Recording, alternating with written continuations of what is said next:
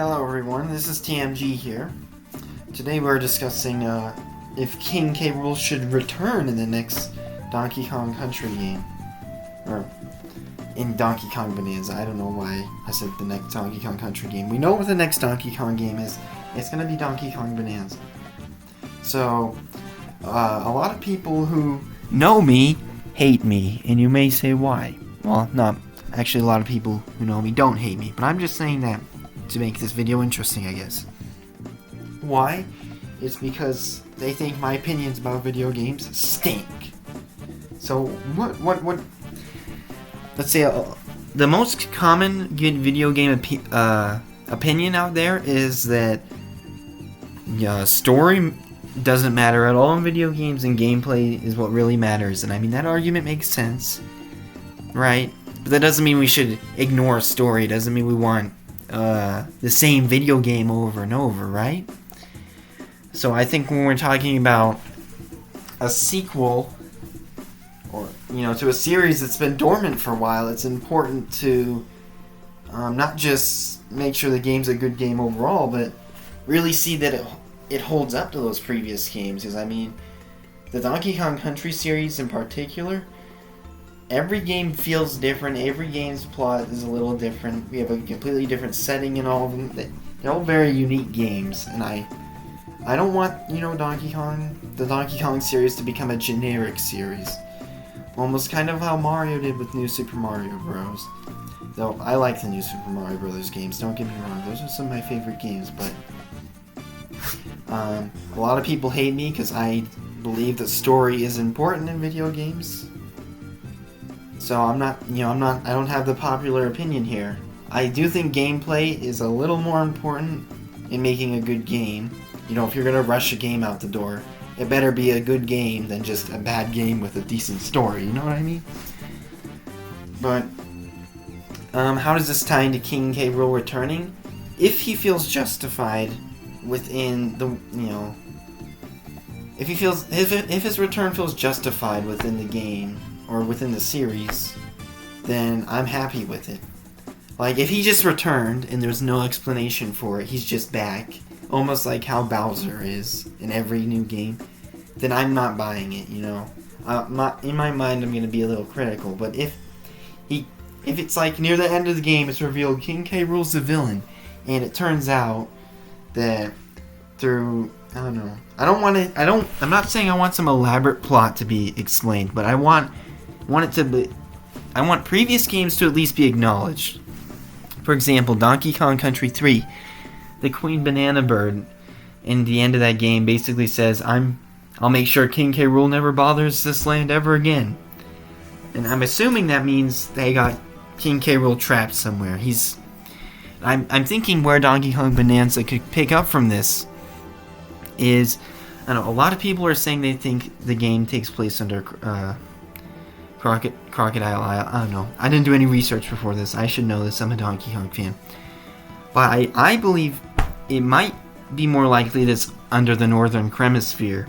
Why? Because that's where we last saw King K.Rool in the Donkey Kong Country games. And the Queen Banana Bird in that game said they were going to make sure King K.Rool never bothered them again. So I think what makes sense in my mind is King K.Rool gets trapped underground by the Banana Bird, because Donkey Kong Bananza, it's a game about going down deep into the earth. I believe it might be taking place under the Northern Hemisphere. And I believe, I don't know, if they could just explain, I don't want it to just be some magic reappearance of K.Rool. I don't even need them to explain how King K.Rool has returned in this game. That's not what I'm saying. I don't want to slow down the pace of the game with a really long story or something. But I do want it to I want previous games to at least be acknowledged, and to be acknowledged that he's been away for a long time. I don't want it to almost feel out of place with previous games. I guess it's kind of hard to word these things, Like, yeah, like, in like the new Super Mario Bros. Games, you defeat Bowser, in each of those games. And I guess you can see in the end credits he goes away, so you know he's still out there. So it's somewhat justified when he comes back in the next new Super Mario Bros. Game, but I don't. I feel like this is a little different. I mean, even with that, people were still critical of New Super Mario Bros. Why? Because it was the same setting in each game. The gameplay was very similar. There wasn't, yeah. A lot of people... Oh, goodness, the computer fell asleep. Okay. A lot of people like to point out that New Super Mario Bros. Wasn't the most innovative in terms of gameplay and story. Yeah, but I mean, in my mind, I believe it was the story that really killed it, because, especially from a marketing perspective, a game's not going to sell as well if it looks like the same thing you bought 3 years ago. The games weren't bad. I mean, Super Mario Bros. Wonder is... It's not a bad game at all, right? I wouldn't say I wouldn't say it's a contender for my favorite 2D Mario game, but it's a decent 2D Mario game. And I mean, I play the game, and it doesn't really innovate the Mario formula that much. It's a lot of this stuff I've seen before.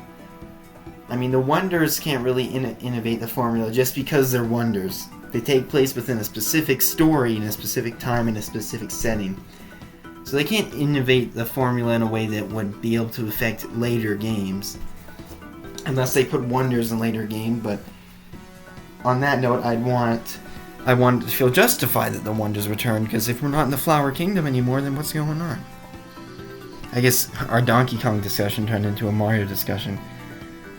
All I'm saying is a story matters, and I don't want a bunch of new Donkey Kong games to come out that all have like the same plot, the same setting. And I don't think Nintendo's the same Nintendo from 10 years ago. But I mean, like, even with... Yeah, I don't know. I really appreciated Retro Studios taking risk and introducing new villains to us. I mean, I appreciate that, so I feel like it's almost been building up to a return of K.Rool at some point, if he's going to return. Because King K.Rool does not need to return. As much as the fans might want it, it might not necessarily be what the series needs. I know that might sound weird. I'm just saying, the series doesn't need a specific villain. It just needs a villain. What it really needs is the classic, Donkey Kong gameplay we're all looking for. Right? Just good old fun. I'm sorry if I made a few people upset with that statement, but yeah, a Donkey Kong game doesn't need a specific villain. Villains aren't the focus of the game. So that immediately means it's one of those things in video games that's really prone to change. I mean, Nintendo fans aren't necessarily used to the villains changing. Why? Because villains like Bowser are always consistently there. Right? I mean, like, even in the Metroid series, Super Metroid, Mother Brain returns, Ridley appears in a bunch of Metroid games. So, I mean, Nintendo really likes... I know it sounds weird, but even when they like to change up gameplay and stuff, they really like to keep things safe in terms of characters. They don't even change their enemies and villains. Which isn't necessarily a bad thing, but it means a lot of Nintendo fans aren't really open to this idea of change, I feel like. I feel like that's why I don't... I'm a Nintendo fan myself, but I'm a little more open to change. I appreciate change. I like new perspectives and new ideas. But I think Nintendo fans specifically, they consistently want the same types of games. I'm not saying they don't want innovation, they definitely do. But they definitely want new games in a different way than fans of other video game series might.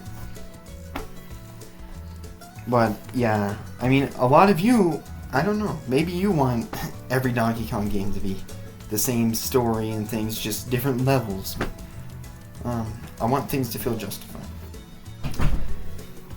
So, should King K.Rool return? I don't know. There's no yes or no answer. As long as they do it in a way that feels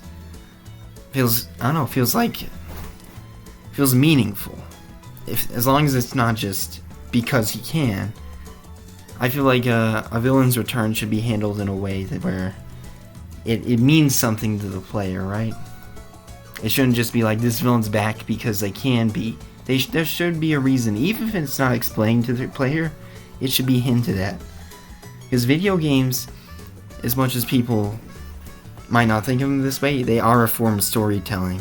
As much as people might just think of them as gameplay, they are a form of storytelling. And I mean, the Mario series is one of those.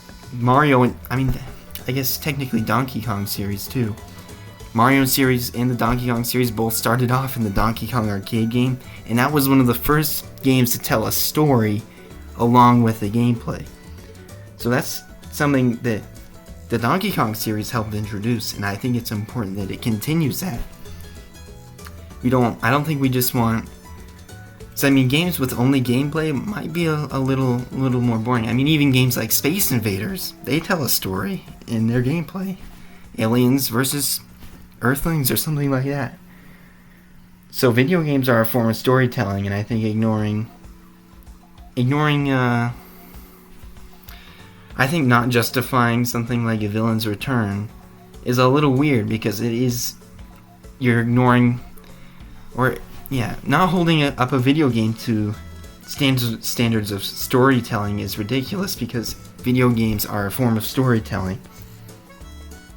I don't think we should just give a video game a pass just because it has good gameplay. I mean, I might, as long... The thing is, like, even when a game is really fun, something like an unjustified story might just feel a little cheap to a player. Like New Super Mario Bros. Wii, I loved that game. And it was like my introduction to Mario. And I still love that game, but I remember as a kid, when I got New Super Mario Bros. U, I loved that game too, but I just couldn't help this feeling that I've seen this before, you know? I've seen Bowser get big, I've seen the same world types in about the same order. So I mean, even to me, the games are probably about equal on their quality and levels and things like that. But just knowing that I've been here before, just a slightly different level and a slightly different world layout, it kind of cheapened it a little for me as a kid. I remember that. So we can't just ignore the story in video games. We can't just... King K.Rool can't just return because he can. He should return for a reason. We can't just... King K.Rool can't just disappear for 10 years for fun, is all I'm saying. That's not what I'm looking for. I'm looking for something that'll make fans jump out of their seat. Something that it's not just King K.Rool returning, but it's acknowledging the past. It's acknowledging, the Kong Clan's, previous battles with this crocodile. It's something that'll get the fans to jump out of their seat. Fans love it when, their knowledge of previous games comes in handy in later games, even if it doesn't necessarily affect how that game plays out. So yeah, that's my little video. TMG out. Goodbye.